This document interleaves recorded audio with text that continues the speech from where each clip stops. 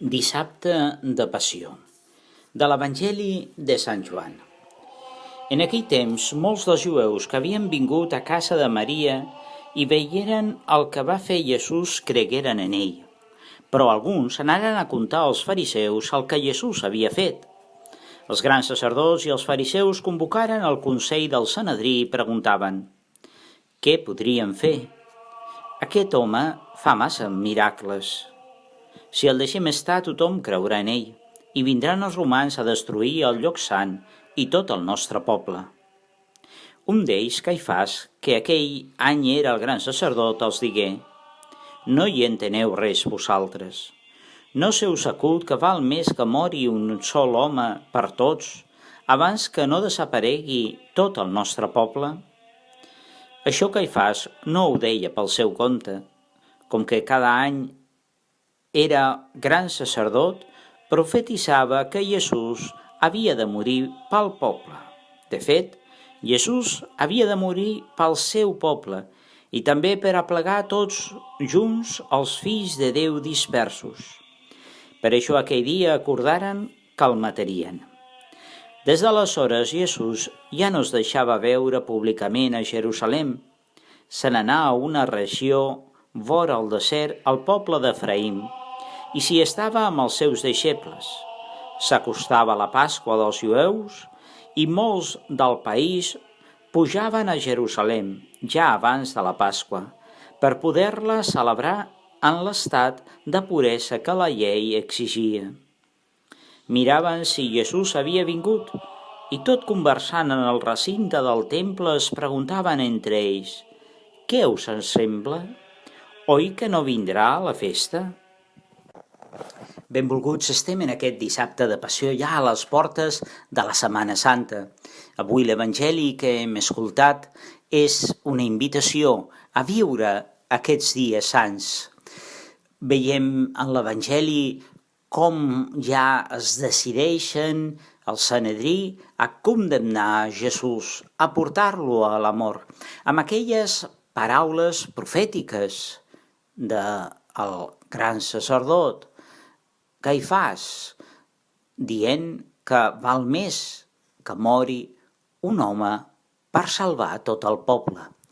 Aquestes paraules esdevenen aquesta profecia. Jesucrist ha vingut a salvar a tots els homes, a aplegar tots els fills dispersos, donant la vida per nosaltres. És el que anem a celebrar en aquesta Setmana Santa. Cada any diem que la Setmana Santa és diferent. Cada any diem que vivim aquests dies sants tot gaudint d'una nova gràcia del Senyor. Però potser aquest any és ben bé així. És una Setmana Santa ben especial. Doncs ningú de nosaltres ens recorda haver viscut una Setmana Santa sense haver pogut anar a l'església, sense poder participar dels oficis sants, sense veure aquests actes de pietat col·lectiva en els carrers, dels processons, sense sortir de casa.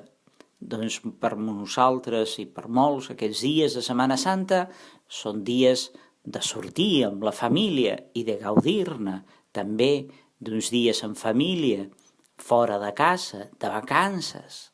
És una setmana ben especial per tots. Però també en aquests dies som convidats pel Senyor a viure'ls amb intensitat i a viure aquest do que ell ens fa. Ell s'entrega per nosaltres, per tots els fills dispersos, és a dir, per tots nosaltres, encara que ens trobem en aquesta dispersió. Cadascú està a casa seva tancat, però ens hem de sentir aplegats, convocats per Jesucrist en aquests dies, a viure'ls intensament, perquè són dies de gràcia, són dies on el Senyor vol vessar en el nostre cor el seu amor, la seva misericòrdia. El Senyor ens dona aquesta gràcia de poder viure aquests dies també en aquest recolliment de casa nostra. També afligits per tantes males notícies, per la incertesa del nostre futur, però enmig d'aquestes creus que ens toquen viure, hem de viure en l'esperança de saber que el Senyor ha mort i ha ressuscitat per nosaltres.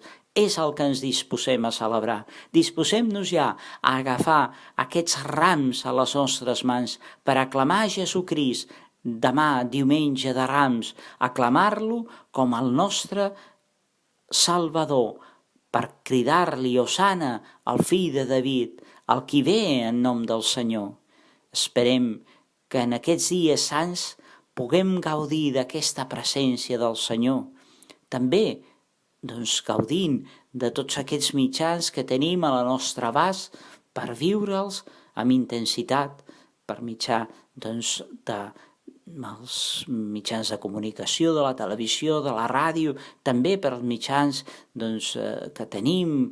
Ara a la nostra parròquia també posarem aquests mitjans a través d'internet, a través de tantes aplicacions.